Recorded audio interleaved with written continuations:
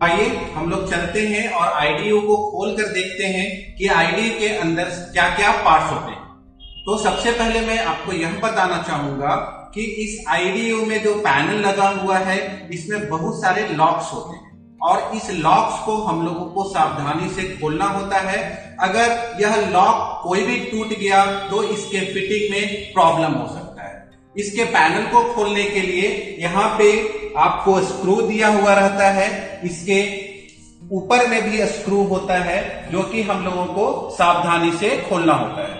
इसको आसान बनाने के लिए मैंने स्क्रू को पहले से ही खोल के रखा है। आइए अब इसे मैं खोलता हूं और देखते हैं कि इसके अंदर क्या क्या पार्ट्स होते हैं। जैसा कि आप देख पा रहे होंगे, स्क्रू जो है एकदम से अंदर की तरफ होता है। जो बहुत सारे जो टेक्नीशियन, जो अननोन टेक्नीशियन होते हैं, जिनको पता नहीं होता है, वो नहीं जान पाते हैं कि स्क्रू कहाँ पे लगा हुआ है और वो जबरदस्ती पैनल को खोलने का कोशिश करने लगते हैं, जिसकी वजह से जो भी लॉक्स होता है वो इसका टूट जाता है। तो सबसे पहले जो है हम लोग इस रिटर्न एयर ग्रिल को खोलते हैं। जैसा कि आप देख पा रहे हैं, इस रिटर्न एयर ग्रिल में ही एयर फिल्टर लगा होता है।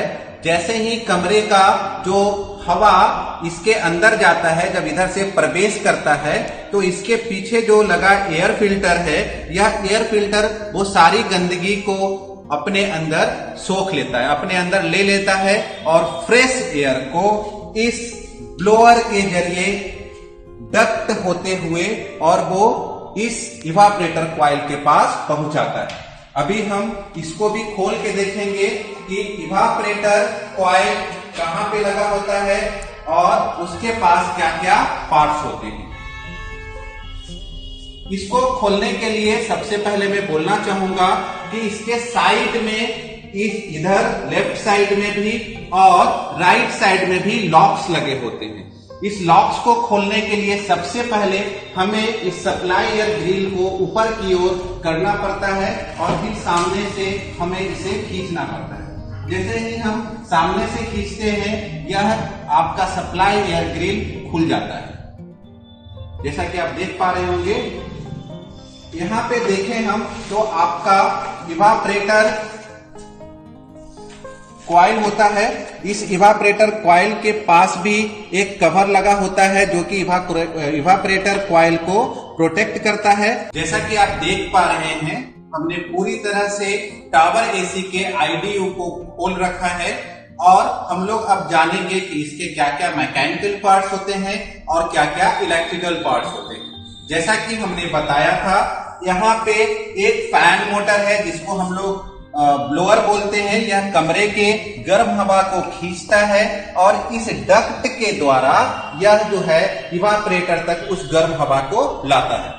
जैसे ही वह गर्म हवा इस इवापोरेटर को टच करता है, उसके अंदर जो गर्म हवा के अंदर जो मौजूद जो हीट होती है, जो ऊष्मा होती है, वह इवापोरेटर अपने अंदर अवशोषित कर लेता है और लिक्विड जो है वेपर में बन जाता है और हमारे कमरे में ठंडा हवा जाता है।